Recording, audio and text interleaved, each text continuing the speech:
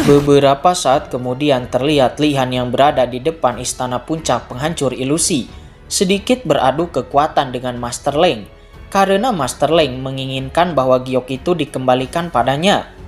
Kemudian Li Han mencibir bahwasanya dia akan memberikannya jikalau Master Leng tak menyerangnya. Dan Li Han juga menyebutkan bahwa alasan dia datang kemari yaitu untuk mencari sesuatu di dalam Paviliun Lun Yin Hai. 随便你。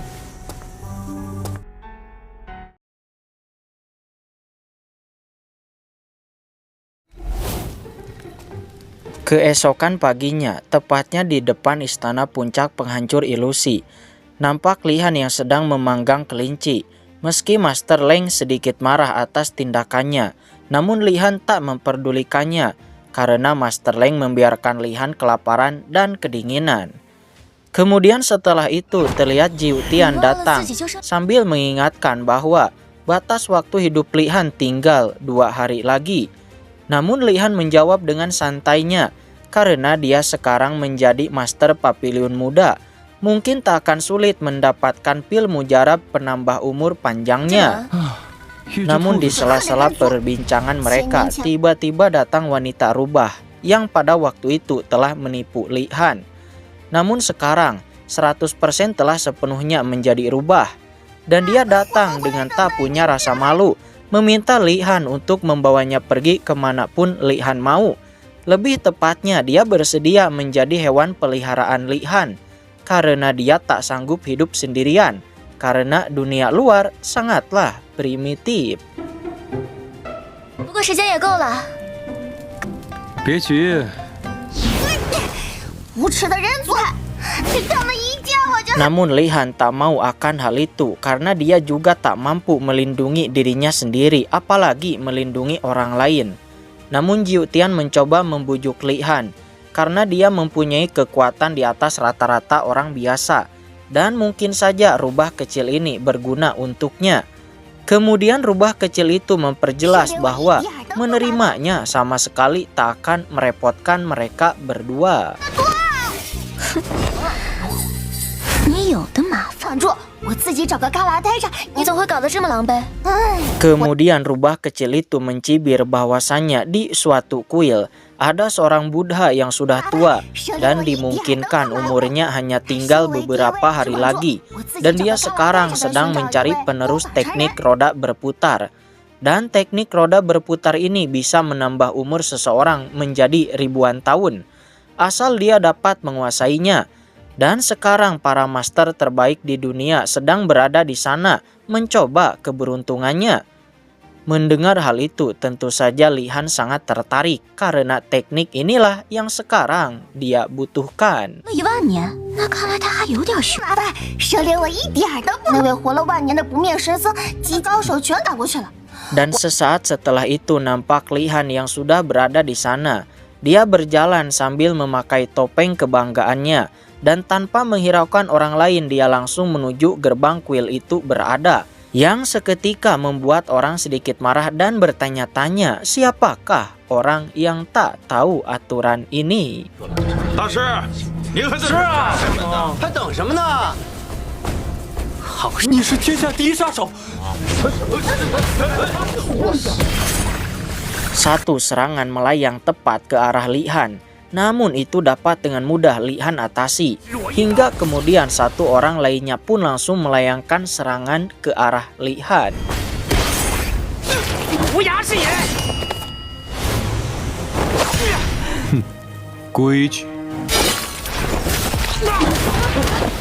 Akan tetapi itu sama saja memberikan nyawanya sendiri. Dan di saat Li Han menatap mereka semua, tiba-tiba salah seorang dari mereka mengenali Li Han, bahwa Li Han ini dikenal sebagai Raja Neraka pemanggil kematian. Mendengar hal itu sontak saja membuat mereka semua sedikit ketakutan. Namun salah satu, seorang dari mereka menguatkan bahwa jangan takut dan jangan mundur, karena mereka sekarang berjumlah sangat banyak. Kita sangat mungkin untuk menghancurkan Raja Neraka itu dan menghapusnya dari dunia kultivasi ini.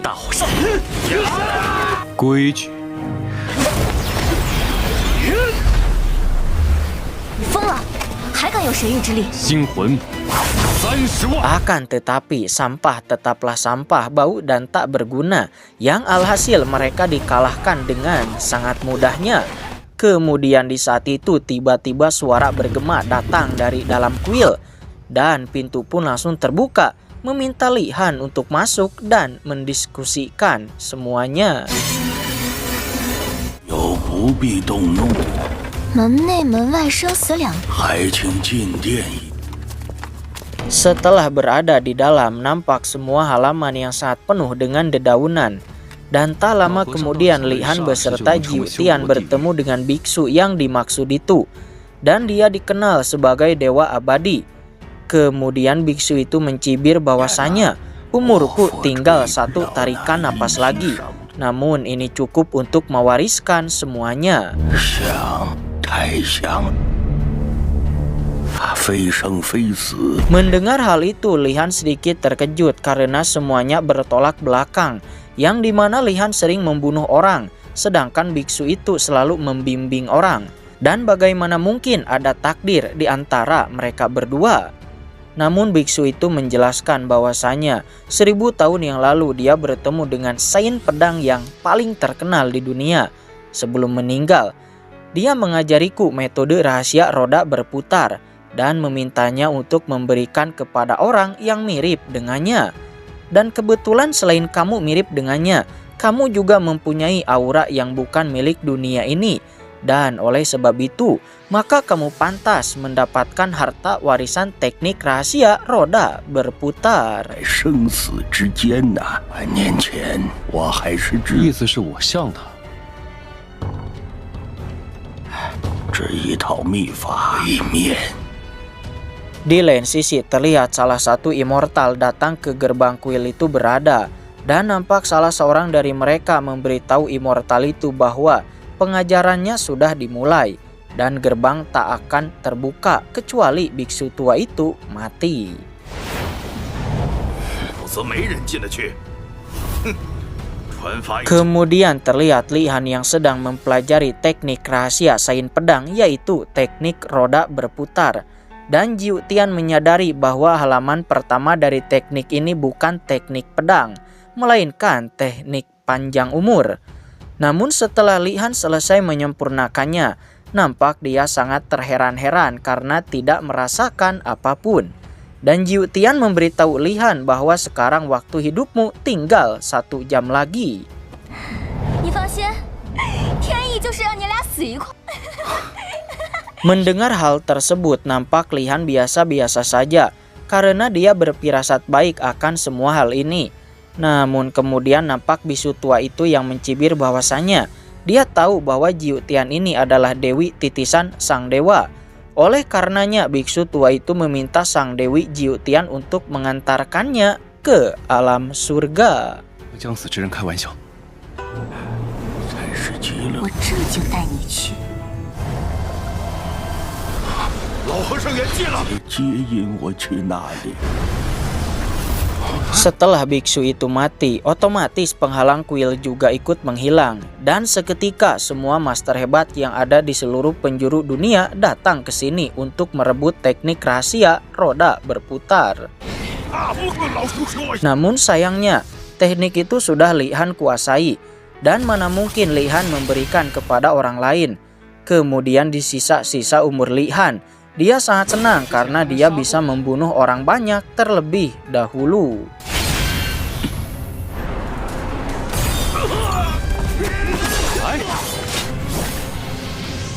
Akan tetapi setelah Li Han membunuh beberapa orang, nampak Jiu Tian menyadari sesuatu, bahwa masa hidup Li Han semakin meningkat pesat. Dan ternyata teknik rahasia roda berputar pada halaman pertama ini, yaitu menelan kehidupan orang lain. Dan teknik ini sangat cocok untuk Li Han yang haus akan kehidupan. 吞噬升级。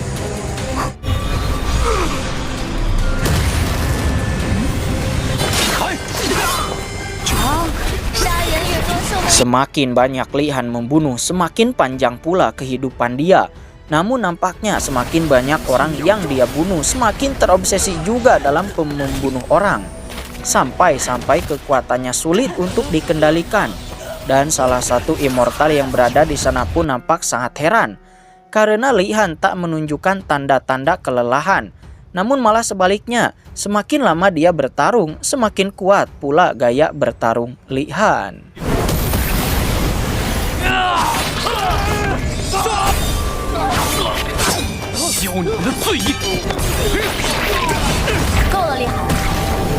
Kemudian Jiu Tian mengingatkan Li Han agar secepatnya berhenti karena masa hidup Li Han sudah sangat cukup. Namun sepertinya karena Li Han terlalu sering menggunakan teknik panjang umur, maka teknik ini juga melahap pikirannya. Dan alhasil yang Li Han pikirkan sekarang hanyalah membunuh.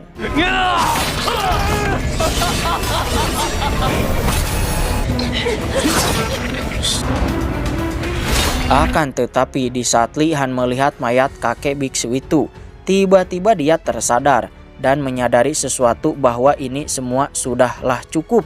Yang alhasil dia pun pergi dari sana.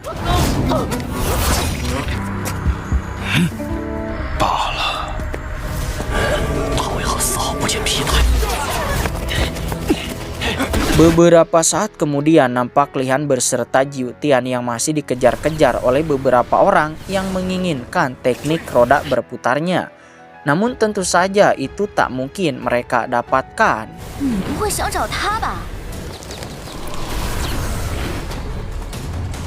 Tak lama setelah itu terlihat Li Han beserta Jiu Tian yang sedang menyamar sebagai wanita biasa.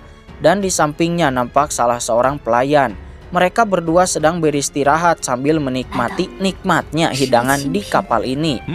Akan tetapi di saat mereka sedang bersantai dan minum bersama, tiba-tiba satu orang immortal yang ingin merebut teknik rahasia pola berputar berhasil menemukan persembunyian Li Han. Dan tanpa basa-basi langsung menyerang Li Han.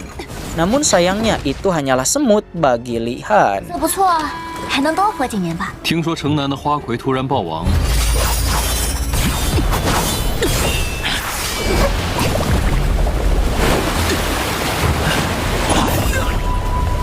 Setelah berhasil membuat immortal itu pingsan, kemudian Li Han melanjutkan perjalanannya ke tempat puncak kekacauan berada.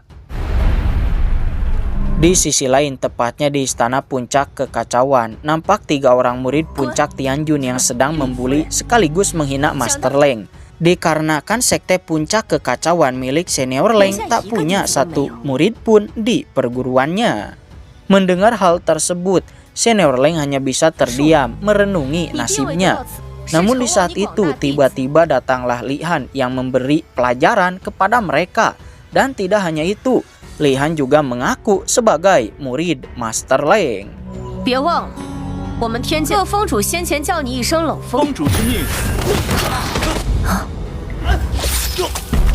Kemudian Li Han mengancam kepada murid puncak Tianjun itu untuk beritahu kepada ketua kalian dan jangan ikut campur dalam urusanku di puncak kekacauan ini.